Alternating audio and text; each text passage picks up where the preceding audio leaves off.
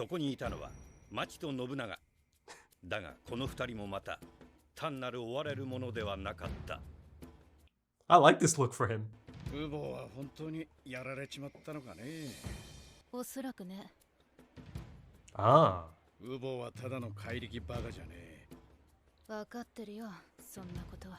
たとえ敵が苦手なタイプだろうが。Is that them? できるだけの経験と頭は持ってる。こちらお尋ねサイトのも。 It's them. 遅いわよ。今どこ？キョロキョロすんな。ちゃんとお前ら見えてるぜ。ウボウは戻ってこなかった。今まであいつが連絡なしに遅れたことがあったか。だがお前も聞いたんだろう。奴は鎖野郎と決着をつけるまで戻らねえと。だから私もおそらくと言ってるんだ。間違いなくやられたとは言ってない。勘か？勘だ。It's a good hunch. お前の勘は当たるからな。無理だね。俺たちの手に負える相手じゃないよ。 There you go. He knows. Oh, great shot. そんなことわかるか？実際見てそう感じたんだから。親父がさ、仕事で旅団の人 Whoa. 何？ That's the reason he's kind of. 割に合わない仕事だったって。それって標的に対する最大の賛辞なんだけど、その時俺たちに言ったんだよね。旅団には手を出す。This explains Killua's reactions in the last few episodes. なんとかなるかなとは思ったけど。And now, そんなに強そう。now he's concerned. あそこに密かが2人座ってると考えたら少しはわかるか。確かに。そりゃ俺らの手に負えそうもねえわな。さりげなく周囲の様子や動きに細心の注意を。Oh, so they picked up on their aura then already. あいつらに追われてる自覚なんかこれっぽっちもない。奴ら見つかるのを待ってる。獲物が引っかかるのを待ってるのさ。勝つ気満々だよ。見られてんな。素人じゃないね。They picked up on it. どこかわかんねえが俺たちを意識してる。鎖やろうかね。さあな。団長はおそらくそいつを仲間にしてあマチ。団長は二人で鎖野郎を探し出し連れてこいとしか言ってねえ。そんな時の暗黙のルールは忘れてねえだろ。生死は問わず手段は好きに。お前が勝手に団長の意図を解釈するのは構わねえ。 That's an interesting idea as well. 俺に押し付けんのはやめろ。私はまだ何も言ってない。てめえの意見を押し付けてんのはあんただろ。Oh. 明らかに空気変わったな。すごい。 The tension breaker there. まさかバレたか？大丈夫。気づかれてないよ。わかんねえだろ。特に俺はお前らと違って。 You don't want to use Zetsu right now. できねえし。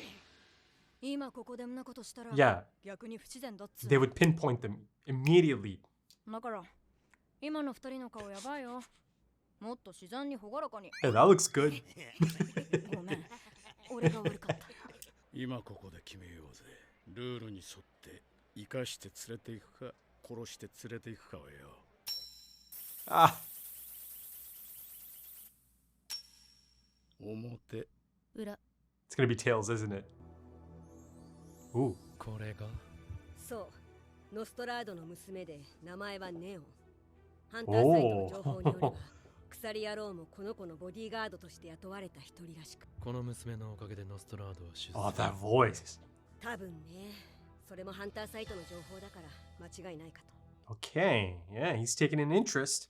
念のため不自然でない程度の変装はしておけよ。 Don't stand out too much. 部屋に戻って支度をしなさい。 Now then, let's talk. さて、それでは本題に入ろう。人獣は全員やられたらしい。9人までは遺体を回収したそうだ。残る1人が競売品の運搬 One that got tortured. フクロウってやつだが、 They got お him. そらく旅団にさらわれたんだろう。念能力の怖さは重労とも十分承知だ。自白させる能力の持ち主がいれば拷問の必要すらないからな。 Oh, how about フクロウ that? が運び出した競売品は旅団に渡ったものと見ている。人獣が全滅したことで重労党は旅団の始末をプロに依頼した。プロ No! マフィアにとって殺しとは破格の手段であって専門分野。 That's so hype. あああいう連中が相手なら専門家に任せた方がゼノ確かに手っ取り早い。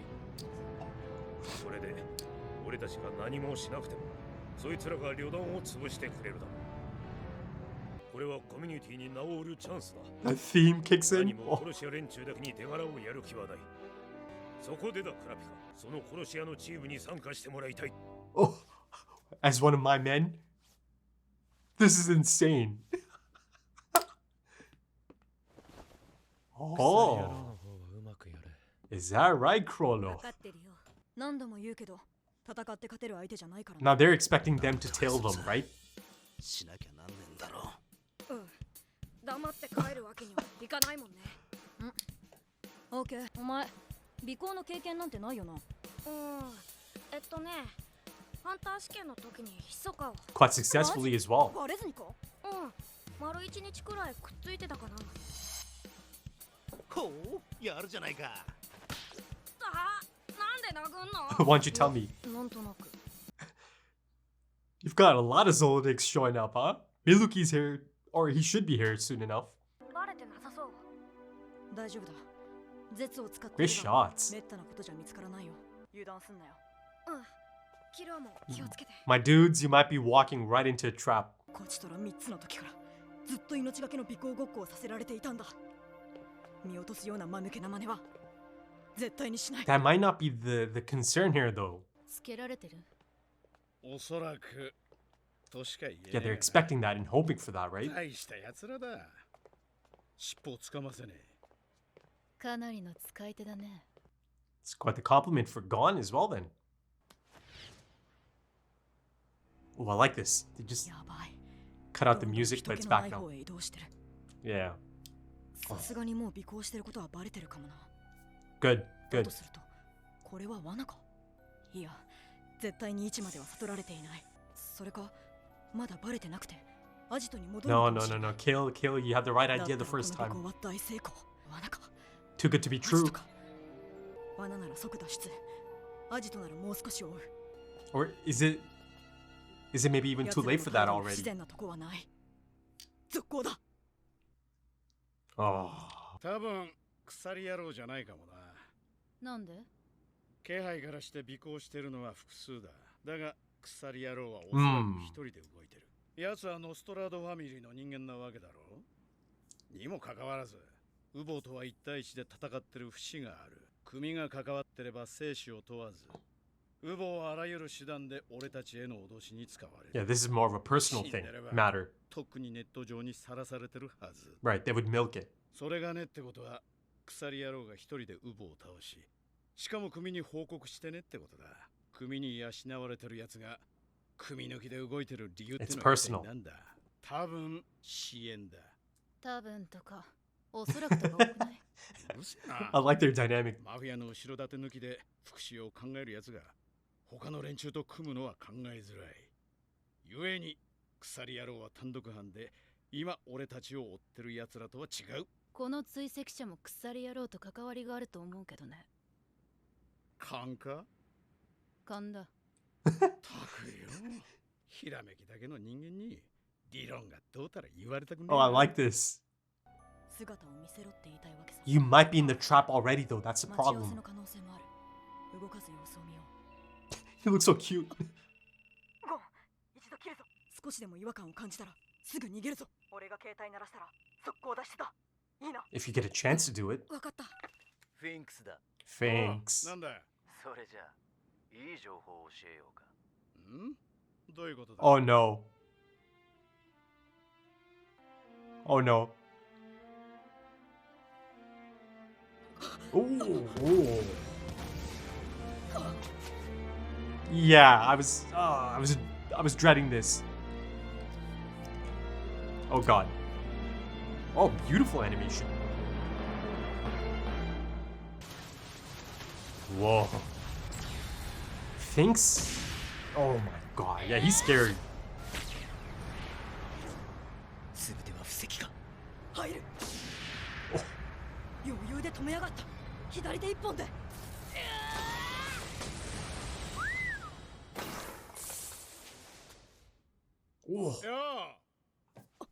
Oh フィ god. ンクス。なんでおめえがここにいる？団長と一緒にお出かけじゃなかったのか？ He cut him loose? ここ4階だぞ。敵を騙すにはまず味方からだそうだ。Eh. また団長にしてやられたよ。20尾行。ヒゲと女には知らされてなかったのか。 Wow. やられた。さて兄ちゃん、いくつか聞きてえことがあるんだが。 Are you gonna ask him here or take him back to base? 坊や、鎖野郎って知ってる？知らないよ。俺たちは自分の意志でお前たちを追ってたんだ。一瞬でいい。隙があれば逃げ出せる。 No. だ。そうね。とぼけてんなら大した嘘つきね。調べようか。Keep poking 問 that い一、なぜ俺たちをつけた？簡潔に述べよ。マフィアがあんたたちに莫大な懸賞金をかけてるんだ。問いに、尾行は誰になる？ Oh. 尾行っていうか絶っていう気配を消す技なんだ。念能力の。鎖を使う念能力者を知ってるか？鎖？ Yeah, they don't know 変 about. 化系か操作系の使い手だ。じゃあ最後の質問だ。ラストは2択だ。よく考えて選びな。今死ぬか後で死ぬか。どっちがいい3秒以内。Oh, look at this.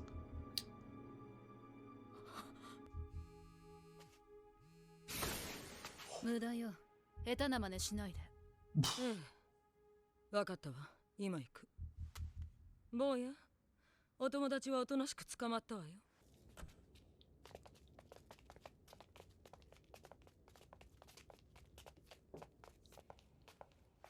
アジトへようこそ。 Hisoka. そこはまさしくあー幻影旅団のアジトだった。二人の緊張は今極限まで高まっていた。 Okay, yeah, folks, let's get into it. I mean, that is just incredibly exciting. So exciting. And I think it's really quite fitting that essentially the final episode of Hunter x Hunter for the year, I'm pretty sure it's going to be it is going to be the final episode, at least on Patreon. It's just so fitting that it ends up being one of the best episodes of the series altogether. I mean, it's an episode that is just full of everything. It's got incredibly hype moments, right? It's got fun moments, and essentially, you know, at a certain point of this episode, there is a masterclass in tension building, right? My God, it's one of my favorite scenes. You know, beyond just Hunter x Hunter, it's one of my favorite scenes I've seen maybe in all of 2023. I mean, it's an episode that is just absolutely full of, you know, exciting and intriguing setup moments. I mean, at this point, I'm still kind of surprised about everything that's played out in this episode. You know, I just did not expect it to kind of end off in that spot. I mean, I simply did not think that by the end of this episode, Gon and Killua are going to be at the Phantom Troupe's base, reunited with Hisoka. You know, that in itself is going to be just so exciting, right? How exactly are Gon and Killua going to react to this? How exactly is Hisoka going to react to this, right? Is he actually about to be their, savior in this situation, right? Their guardian angel, if you will, right? I mean, there is a bit of a setup for that there, you know, that Hisoka, of course, you know, given his own personal, goals and motivations, might actually look out for them. But, you know, can he afford to do that? Can he actually be open about this? So, you know, even in that setup, you already have more tension, right? Built up and set up for the next episode. And, you know, a little bit earlier, I mentioned really hype moments, you know, some of the most hype moments of the anime so far. One of those moments is the reintroduction of the Zoldycks. You know, Silva and Zeno specifically coming back into the fold. It is so seamless. It is so effective. It makes complete sense for them to come in at this point. It truly does. You know, the situation just asks for it, doesn't it? It makes a lot of sense. But, you know, beyond that, it is. Even the way it's presented, it is kind of meant to be this, you know, exciting, fist-pumping hype moment. And listen, folks, I'm not above hype moments. I enjoy those moments. I do. I know there is this perception of me, perhaps over the years, of being someone that's, you know, super serious. And listen, you know, I think for the most part, perhaps, you know, it's an apt understanding of my approach, right? Because, I think that is something I'm known for. But, listen, I'm not some pretentious robot who's above getting excited, who's above hype moments. I mean, by now that, if the occasion calls for it, and if I'm into something, I'm really into something, and I get into those hype moments. I mean, the moment Nostrada mentions that, they're now looking to hire professionals, or they have hired professionals, it just clicked. Everything immediately clicked because, of course, there's incredible setup already. There's a full arc about the Zoldycks and, about Killua and his background and his family. So I was essentially, 99% sure that they are about to mention the Zoldycks, but still actually seeing them on screen, right? Oh my God.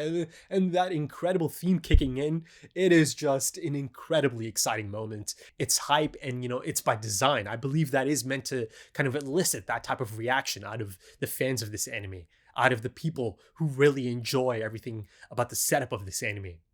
My God, it's an exciting moment, right? And listen, it's not just Silva, right? It's Zeno and Silva. I mean, the 10 Dons got together and essentially made one of the first really good calls that they've made, right? And they've hired the top dogs. I mean, the heads of the dragon, essentially. All right, you've got Silva and Zeno, and they're coming out here to take on the Phantom Troupe, right? I mean, from the 10 Dons perspective, to take out the Phantom Troupe and retrieve the stolen merchandise. I mean, you see that Nostrada is so confident about this, and I guess in addition to Nostrada, the rest of the Dons are so confident about this that they believe, the merchandise is going to be recovered, right? And they are going to go ahead with the auction. Now, the thing is, at first, I almost immediately assumed that he's speaking of the big auction, the other one, not the underground auction. But then almost immediately, in a split moment, it becomes clear, of course, he's not speaking of the big auction. That's just like a legitimate auction. This is Nostrada. These are the Dons. He's speaking of the underground auction. And then I realized a split moment later, oh, okay, hold on. They're kind of doubling down, right? Instead of kind of, chalking it up as a loss, and accepting it. No. Their reputation is on the line.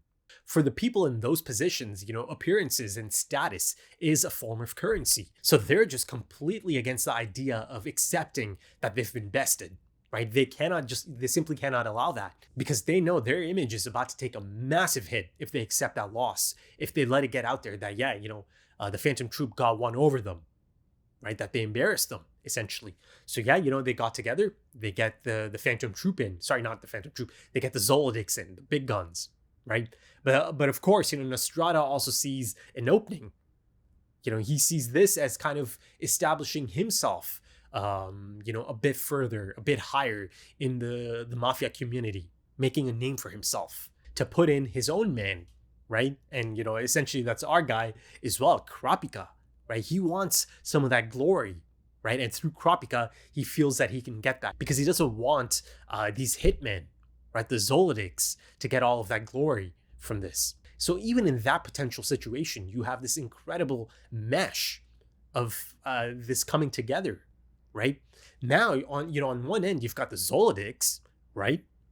And you've got Kurapika, who is meant to join them. Even that is going to be kind of tricky. That is going to be kind of interesting, because, Kurapika has maintained that, he's the lone wolf. He does not need to be fighting alongside anyone. Hell, he needs to be fighting by himself. He needs to be alone, right? Because that is crucial to his approach. It is. And then you have the Zoldycks. I feel like they might not really care to have anyone join them, right? They themselves probably, they want to tackle this themselves, Zeno and Silva, right? So there's an interesting dynamic at play there as well. But also now there is a setup there for this being quite personal, because they have Killua. The Phantom Troupe has Killua, right? So, if they find that out, I'm assuming they are going to find out at some point that, Killua is being held by the Phantom Troupe. Again, the leader, Chrollo, is missing at the moment, because he seems to have gone solo. He seems to have shifted gears. He's pivoted to Neon, right? He's taken an interest in Neon. He's taken an interest in her because, it's become clear now that it's because of her abilities, essentially. It's because of her that, the mafia community has kind of excelled, or, Nostrada family specifically has made a name for itself. And he seems to have his own ideas at the moment, right? And he tells Sharlark, take care of the chain user for me. That's not even at the forefront anymore. Right? He's completely shifted gears. I think Crollo has now firmly taken an interest in Neon's abilities, potential abilities from his perspective, right? Because he hasn't seen them actually, function, but he's heard all of these stories about them now, right? Of course, through Shalnark as well, who's doing his thing again, right? Using his license, getting all that info. But even in that setup right there, you have this incredible tangent, right? Crollo, the leader of the Phantom Troupe, going solo, right? Gets out of his usual outfit and gets in something a bit more formal. So to me, it feels like he's about to blend in and somehow try to get to Neon. And then, of course, beyond that, there is the unknown still of his Nen abilities, right? He is a specialist, based on the silhouette shots. So yeah, that's another exciting prospect that I might get to see him display those abilities soon enough. And that is another really exciting prospect because it's exciting to think if it ties thematically to his position as the troop leader, right? His abilities, his specialist abilities, right? So it's all happening. It's all set up nicely for the next episode and the next few episodes, essentially, right? And then, of course, any potential upcoming fight between the Zoldycks, right? Zeno and Silva and the Phantom Troop members, or maybe even, Crollo himself. That right there, exciting setup, really exciting setup. How they kind of match up against each other, because one thing is really damn clear after this episode, that the Phantom Troop is just, I don't know, they are intimidating, they are really quite frightening, right? They certainly can be from certain perspectives. They are just supremely efficient. And all of them are just competent. They really are. I mean, you get to see in that altercation just how incredibly mismatched they are at that moment. I'm speaking of Killua and Finks. I mean, Finks is just, it's no sweat. He easily handles Killua. Yet, I think he does kind of gain a bit of Finks's respect because, he had the resolve to break loose. And he knew to break loose, he's probably going to rip off that part of his skin. But Killua does break loose, and again, it gets that reaction out of Finks, right? So I think there is an element of respect there, or at least an understanding from his perspective that okay, this kid has some skills, but again, it's a complete mismatch, right? Killua is meant to be this trained assassin since the age of 3, specifically, as mentioned in this episode. But again, up against someone like Finks, just one member of the Phantom Troop, he's really quite out of his depth, right? And the thing is, Killua is actually quite cognizant about that. Hell, I think that's one of the reasons he's actually really quite tense throughout that chase, or not the chase, throughout the tracking scene, right? He's sweating, he's really quite on edge. And he even gets a little bit testy with Gon, or not. I mean, he didn't say anything to Gon, but his immediate reaction upon Gon telling him to be careful as well. Gon's just kind of saying that as a friend, but you see Killua immediately kind of reacts to it. But also, I don't think it's down to an ego thing. I mean, maybe there is an element of that there, that that he is still kind of underestimating Gon, even though he holds Gon in high regard at this point. Maybe there is still a bit of that, underestimating Gon in all of this. But I think one of the reasons he is so tense and on edge, and really quite unsure about all of it, I mean, there's a few reasons actually, but one of the reasons is certainly because Gon is there. It's different if he's by himself tracking people, but he knows, right? It's in the back of his mind that Gon is also joining him, that he is a part of this. So almost immediately, there is something that changes, because I do think that Killua feels a responsibility for Gon at that moment as well. And throughout that whole tracking scene, ultimately they end up being tracked themselves, right? The whole stalking the stalker I mean, it's beautifully executed. And also you can kind of see that Killua knows that Gon doesn't quite understand just how, frightening and how formidable these people are. He tried to explain him, but I think Killua thinks that Gon still doesn't really quite understand. And he knows how Gon is. He knows the type of person Gon is as well, right? That he dedicates himself to a task, right? And he kind of launches himself headfirst into it a lot of times. So he knows that even after explaining it, that, these are just really, really, dangerous people. I think he still believes that Gon doesn't completely understand that, right? And again, that puts him on edge, I think, right? But yeah, that scene of him explaining, the highest compliment that you could really kind of give them is that my father, Silva, thought that, it wasn't really worth it, that the money he was offered for that hit or for that job, for that gig, it wasn't worth it at the end of the day. According to Killua, his dad, for the first time ever maybe, in quite a rare situation or rare moment, actually complained about a job. He was annoyed about a job. But then again, here he is, right? Here he is, him and Zeno at this point. So, it must be, the price must be right. And it makes sense, right? Because all 10 of the Dons are essentially getting together to hire them.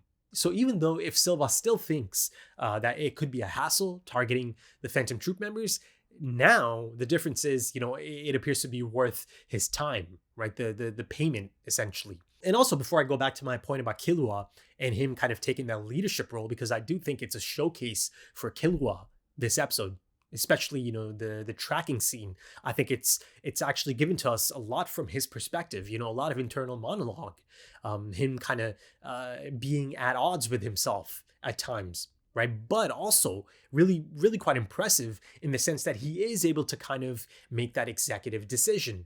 He is able to make that call, even if ultimately that call ended up being the wrong call, right? It doesn't matter. The thing is, in a high stakes, high pressure situation, under immense pressure, he is able to make a call, and he stuck to that call and he moved forward.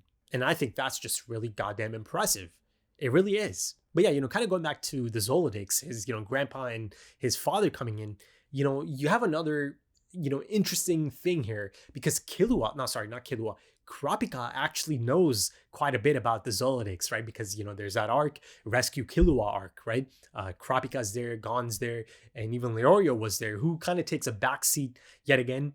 It kind of makes sense in this situation, but I hope it's not a reoccurring thing or a reoccurring theme, right? Because he is kind of being sidetracked quite a bit here. Right. And the thing is, it is a little bit realistic as well, because he's not going to be useful in this type of situation. And also, in terms of Killua being on edge and, just really being quite tense throughout the chase or the tracking of Machi and Nobunaga, who are essentially, expecting someone to track them anyways. Another really clear reason for him being so tense is because he knows, right? He's the one who told Leorio and Gon about the Phantom Troupe, right? His father told him to just, steer clear of the Phantom Troupe. Right. And it also kind of goes back to that, moment of him and Illumi back in the Hunter exam, in the final phase of the Hunter exam. I think, the line of dialogue was something like, I've drilled it into you, right? To never go up against an enemy that you cannot defeat, right? If you know for sure, for damn sure that you can't beat them, that's not the line of dialogue. I'm just kind of speaking on my own at this point. Essentially, if you know for sure, right? If you've kind of analyzed the situation, if you know for sure that this is someone that you cannot best, just steer clear. And there's also these really cool moments, right? Really, really quick things like, him kind of running across the rooftops, but you don't hear any footsteps. Again, kind of going back to his training as, a Zoldyck assassin. And the thing is, there's this really cool moment a little bit later, this is after they get cornered and Nobunaga's asking him his 3 questions, right? One of the questions was, who taught you to do this, to track like this, right? Of course, us, the audience, and Killua knows that, yeah, of course, this is his Zoldyck assassin training, but he's able to immediately think on his feet and pivot towards it just being, Zetsu. Some of these new techniques that he's learned because he's on the path of, wanting to become a pro hunter, right? And the thing is, he even makes sure to not actually name drop Master Wing, right? He just kind of said, yeah, he mentioned the type of I don't know, martial arts background he's from. Because of course Killua can't have them find out that he's from the Zoldycks, that he is a trained assassin from the Zoldycks, right? So yeah, I thought he was really quick on his feet. So even though they get cornered, I think he handled that situation really quite effectively. Right? Yes, he understood that, yeah, there's not too many options here, and that, yeah, he's better off kind of surrendering at that moment, and, they end up back at the base. But you also see that there is a bit of a difference in the two groups, right? You've got Nobunaga and Finks. I just think Finks is so damn cool in his, in his tracksuit, and, he's scary. And then, of course, on the other side, you have Machi and Pokunara, or Pakunara. I believe it's Pakunara. I think I've been calling her Pokunara in this episode. Pakunara. Yeah, Pakunara. There's something else seems to be at play, because of course one of the main reasons for this is to find out about the chain user. And of course that's one of the main questions that's tossed at both Gon and Killua. Do you know of this chain user, right? Are you associated in any way? In this case, in this really specific situation, ignorance is bliss, because they do not know. They have no idea that Kurapika is this chain user, right? Because again, they haven't really linked up. They haven't really talked about anything, right? And now I'm beginning to think that there is an element of maybe Kurapika keeping his friends at a distance, essentially perhaps in an effort to, kind of keep them safe as well, to not have them, kind of get dragged into this. And, you see in this case that it actually kind of bailed out both Gon and Killua, not knowing about Kurapika's new ability. But the thing is, on the other side, right, Pakunara, you see that Machi essentially refers to her for her judgment, right? This is after Gon gives his answer. He, truthfully tells them that he has no idea, right? That they're here for something else, another reason, basically, as Killua tells Nobunaga, right, about the bounty that's been placed on their heads. But, Machi immediately turns to Pakunara. And Pakunara essentially confirms that, she doesn't believe he's lying unless he's a really, really good liar, like a gifted liar. Maybe if it's an ability of his to be that, I don't know, that convincing, So Pakunara, there's something going on there in terms of her abilities, right? You see that it's kind of even hinted at or alluded to a little bit earlier. Nostrada even brings up this idea of, if they have an end user, right, who kind of has the abilities to compel a confession, then there wouldn't even be a need for torture. But then also us audience knows that Phaeton decided to torture the owl, right? And they got that information out of him. I think Phaeton said he gave it up really quite quickly. But yeah, now it's kind of alluding to Pakunara's abilities, and the ability itself, or a component of it at least, appears to be the ability to kind of discern if someone is telling the truth or if someone is lying. And of course, since us audience knows that, Gon isn't lying because he doesn't know about the chain user, it almost immediately gives us this feedback that indeed, Pakunara is spot on, right, in her assessment that, yeah, he's not lying. But also there is another component to it, right? She did say, should I check? Right. And this happens as it kind of pans up from her hand to her face. Right. So that was another key component of this, apparently. Or maybe that's kind of like a, airtight check. So essentially it was kind of alluding to something she does with her hands. So, I mean, it remains to be seen at this point, the thing that she does with her hand. But, maybe it is kind of alluding to it a little bit later, right? Because in the car ride, right at the conclusion of the episode, she puts her hand around Kurapika. Now, this could be one of those things, it's kind of like hidden in plain sight, or it could be one of those really common things that, people do, right, in that position. She's kind of questioning them, and she's like, how about you, right? Puts her hand around Killua, right? It could just be as simple as that, but it also kind of lends itself to that, potential, doesn't it?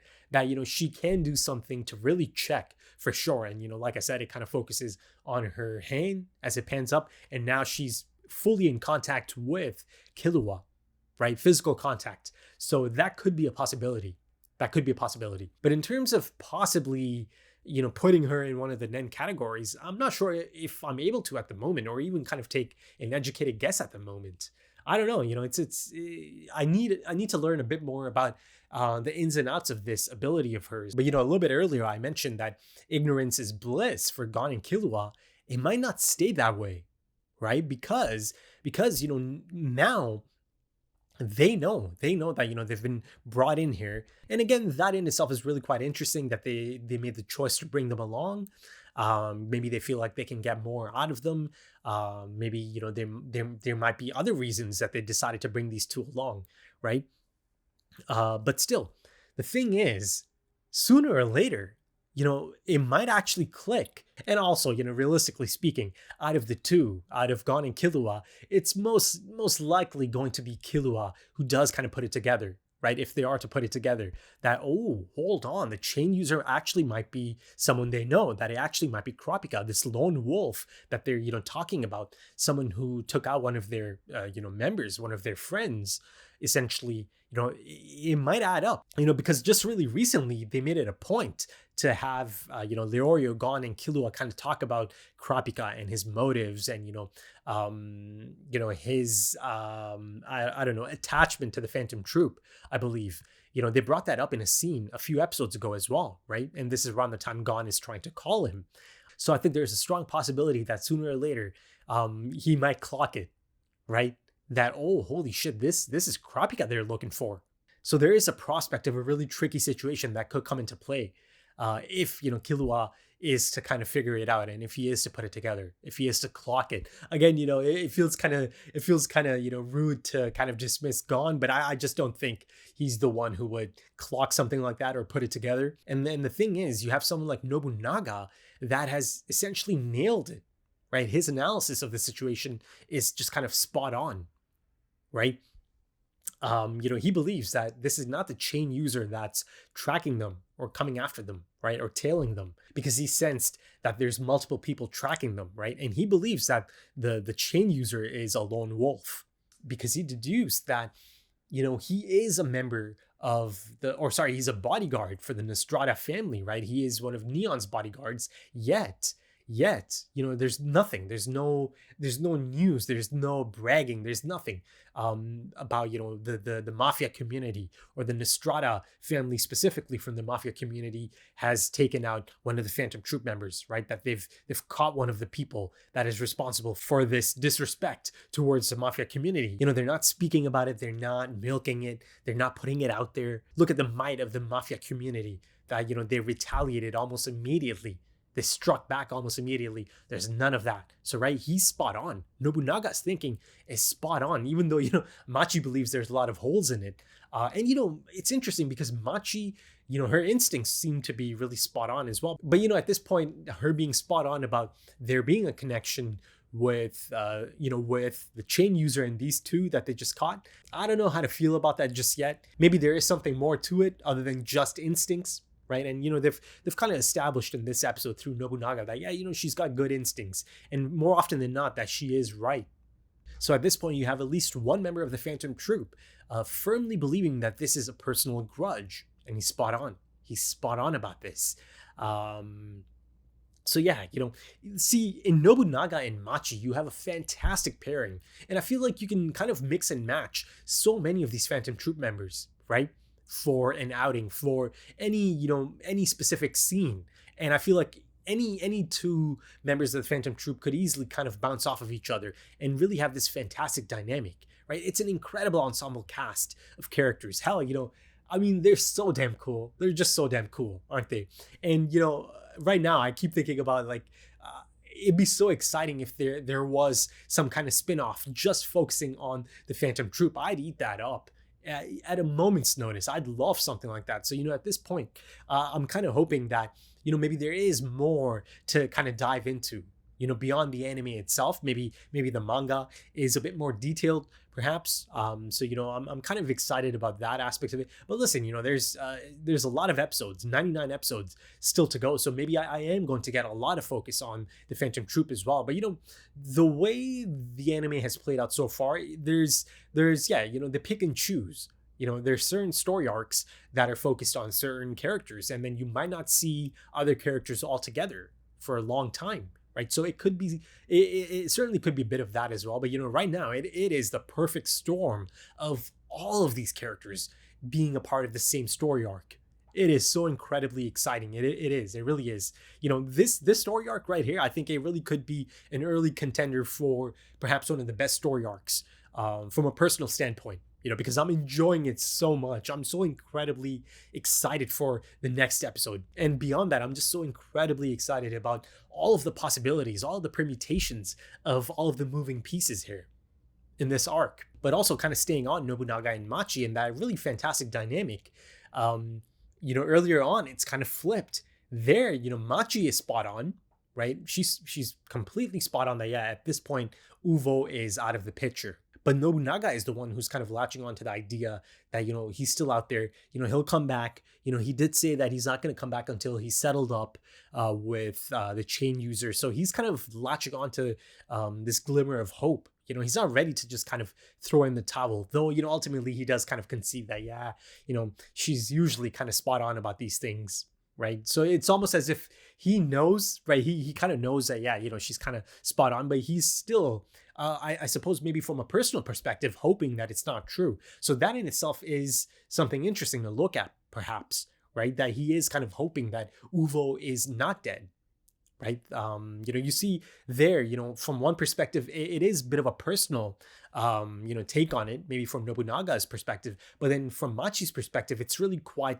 based on established behaviors and mannerisms in the past, as far as Uvo is concerned, right? She's using everything that he's known for, the mannerisms and behaviors that he's displayed before, and the things that he's always done. He's using all of that to kind of come to the conclusion that indeed, this is not adding up, and indeed he might be dead at this point. And I think she mentioned something about Uvo being really good about staying in contact or making contact, but that's not the case here, right? That's not the case here. So everything seems to be deviating, and for that reason, she comes to the conclusion, the logical, the practical, and the realistic conclusion that indeed he has died, right?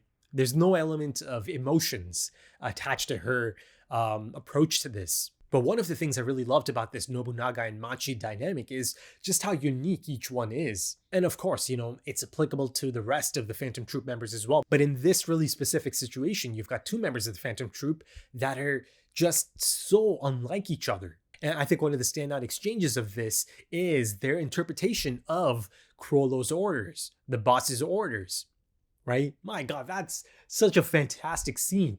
It really is. And again, it also kind of plays a part in giving us some insight, right? Some significant insight even in how exactly Chrollo functions as a leader, how he likes to run this crew, the troupe, how he treats the members of this group, right?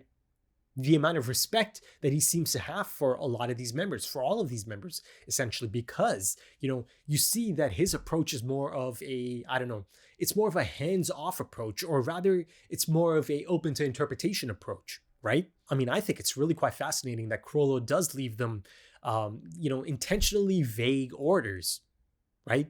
Again, like I said, open to interpretation. And my interpretation of this is that Chrollo might believe that, taking this approach allows the members of the Phantom Troupe to maintain their individuality, to maintain the freedom of choice, perhaps, to maintain the freedom of thought, right? Yet still function as a cohesive group at the end of the day, right? And it's really quite almost endearing how they kind of, figure out their situation here, right? Because they're talking about Machi saying that I believe that the boss wants to actually recruit this chain user who actually bested Uvo, but you see Nobunaga, he doesn't think that at all. Nobunaga just felt that no, it's just as simple as bringing this user in alive or dead. And I like how it's kind of switched. Usually the saying goes dead or alive, but here, in the case of the Phantom Troupe, or in the case of Chrollo, it's alive or dead. And the really interesting thing is that both of their interpretations could be spot on, right? Even I speculated, I believe in the last episode's discussion, or maybe on a couple of occasions at this point, maybe, that indeed, that thought might occur to them or to Chrollo. The fact of the matter is, the chain user actually defeated one of the troupe members, right? And, traditionally, that does qualify you to kind of take that spot. And I think I actually even name dropped Nobunaga as the type of personality maybe that might be open to that idea that, oh, look, at the end of the day, let's kind of look at it logically and maybe without emotions. Ultimately, this person bested one of our troop members, right? So maybe it's a good thing to try to get him on board. But, that being said, just a few moments ago, I'm talking about how Nobunaga is kind of bringing emotions into it. And he's hoping that Uvo is still alive out there. But going back to my point about the really endearing solution, just a coin toss, right? And it's a beautiful shot as well. I mean, my God, I didn't even mention the art direction, the animation throughout this episode. My God, the visual storytelling in this one is spectacular, isn't it? It's one of the standouts out of the 49 episodes at this point. It truly is. I mean, that sequence, right? It's building and it's building. I mean, it puts us right in their headspace. It puts us right in their shoes, in Gon and Killua's shoes, right? As they are kind of watching Nobunaga take that call. And, it kind of switches to first person perspective, doesn't it? And the camera becomes a little bit shaky. And then the moment Nobunaga looks up, looks right at us, because at that point, us, the audience, is the same as Gon and Killua, right? It gives us, it so effectively almost gives us the same reaction that Gon and Killua might be feeling in that moment, because, I'm sure, many of you felt the same thing as me, because the moment he looks right at us, it's just really jarring and, a bit of a shock to the system moment. And then, of course, the stylistic choice to use fisheye lenses for that moment. Oh, it's beautiful. It's beautiful. It really is. It's just so effective in communicating how Gon and Killua are feeling in that moment. But the thing is, Gon was actually in a really similar situation, right? He actually, tells Killua for the first time that, actually, I do have some experience tracking people. I was actually able to successfully track Hisoka, right? And, you see that, Leorio is really quite impressed. And I'm sure, Killua was impressed as well, but, he kind of strikes him at that moment. And, that could be a mix of, oh, you didn't tell me about this? And also, that's kind of reckless of you, Gon. So that's how I kind of saw it. But see, there, the lesson was that Gon was also being tracked at the same time. The stalker was being stalked. And the same thing happened here, but Gon was not able to kind of incorporate that lesson into this. But also on the flip side, you see that Killua is kind of able to bring in some of the things he's learned. If you look at the Castro example, specifically from Heaven's Arena arc, as he's trying to scout out Castro, he uses Zetsu at the wrong time, right? His aura, his presence was already felt by Castro. And by using Zetsu and all of a sudden just disappearing, right? His aura disappearing, his presence disappearing, that sets up a red flag, right? Castro knew, okay, someone is now using Zetsu, right? So he knew, he put it together. And in this episode, right, Leorio brings up this idea about, oh, I don't even know how to use Zetsu. But, again, us, the audience, knows as well, because of that situation, right? Because of that scene, the Castro scene, that no. Right now, you don't want to be using Zetsu, because if you do that, almost immediately, it's going to set off a red flag. And also, in that really tricky situation, you get to see Gon's approach and Killua's approach, right? Like I said earlier, Killua gave it a shot. He gave it a damn good shot, but it didn't mean much against someone like Finks, who, again, was a little bit impressed by Killua having the resolve to break free from his grip. But one of the things that's really quite insane is just how quick Machi is, right? You see Gon. I mean, Gon's been established to be really quick. You go back to Netero, right? Netero actually noticed how quick Gon is. Yet Machi effortlessly just immediately gets to him, right? And actually, she was kind of gentle as well, wasn't she?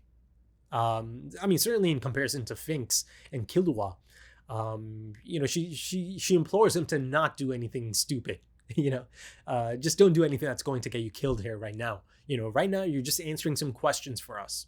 But yeah, isn't it just such a great scene, right? The interrogation or the questions that they're asking of Gon and Killua, the dramatic irony of it, right? That the person that they're asking about and on the lookout for is their own friend. Right, it's Kurapika. But again, like I mentioned, I think someone like Killua should be able to put that together at some point, right? That they're looking for their friend Kurapika.